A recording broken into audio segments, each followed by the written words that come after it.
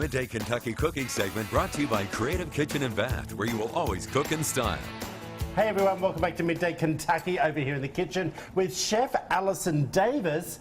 And it looks like we've got a simple recipe for this one. We do, a bit of but potato. sometimes simple is the best way to go, really, especially when you're talking potatoes.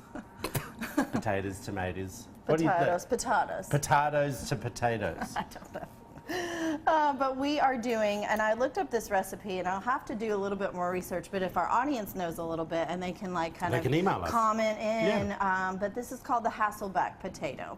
So one of our camera crew said he knew maybe from Boise and from out west From that maybe Idaho. this is from that area. They're funny shaped potatoes. Well, these are Idaho potatoes, believe it or not. But the Hasselback potato was more about the slicing and how it was prepared. So I'm just going to cut a little bit of a flat side off to keep it flat. And then you're just going to go through. You're not going to cut all the way through. We're just going to cut little thin slivers all the way. Why? So when we bake it, it's going to get crisp, It and then opens it's gonna, like almost a like a flower? blooming onion, you know. So it's really, I guess, maybe how it's presented. But you just go in with these thin slices. Did you say a bloomin'? Yeah. Or blooming? From like Outback Steakhouse, they have a blooming onion that kind of like. Okay, well, you know why we. Okay, now. What do you call it? I was wondering why you said that because we Is say. it an Aussie word? It's a very Aussie word. Okay. I was like, that's interesting. Where'd she get that from? I'm picking up your lingo now. Okay. All right, so I'm going to keep slicing this down. If you slice through, then it's going to fall apart. So you have to be careful not to slice all the way through. Yeah. Right? All right, so then we're going to go all the way around. And then what I did was I did an infused olive oil. So that's where we're going next. You heat up some olive oil on a low heat. Yeah. And then we're going to go ahead and add a good bit of salt and pepper in there while I'm finishing this up. A good bit? A good bit. You know, I love Ina Garten on Food Network, the Barefoot Contessa. Do you know what I'm talking about? No. Well, anyways, all of her recipes, it cracks me up because if you pull them up and you look at them, it only says a good olive oil. It doesn't say anything else. It just says a good olive oil.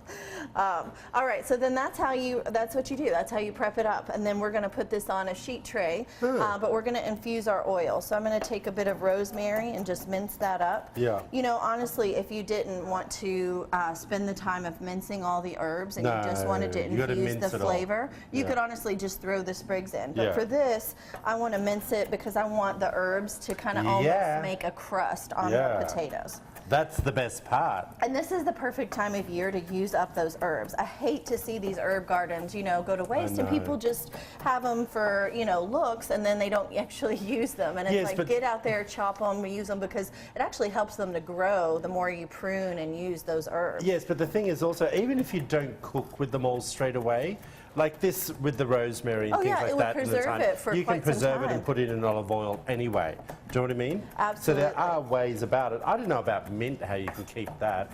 But what I would do with the mint is I'd chop it up and put it in water and put it in the freezer. And you can make a mint pesto. You can make pesto with any herb. All right, so we're adding that in. I'm going to add a little bit of some thyme as well, and then some parsley. And this is going to go over our potato. I've got one in the oven, magic of TV. I'm going to pull that out. But would you, while I'm doing that, maybe strip some of these leaves? Real quick tip on just herbs. When you're stripping them off of the stalks, because you don't want the stalk because that's woody and hard, you go the opposite direction that the leaves are pointing. Yep, and there you go. Like fish scales.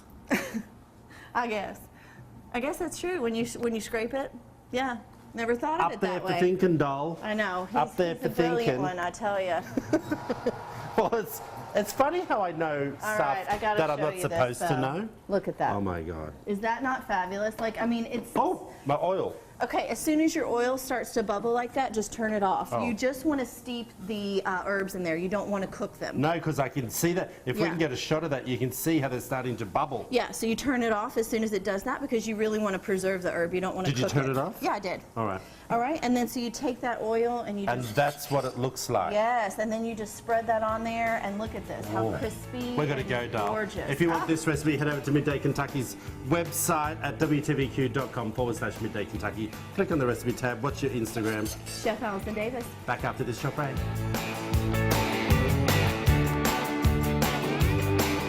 Today's cooking segment was brought to you by Creative Kitchen and Bath, where you will always cook in style.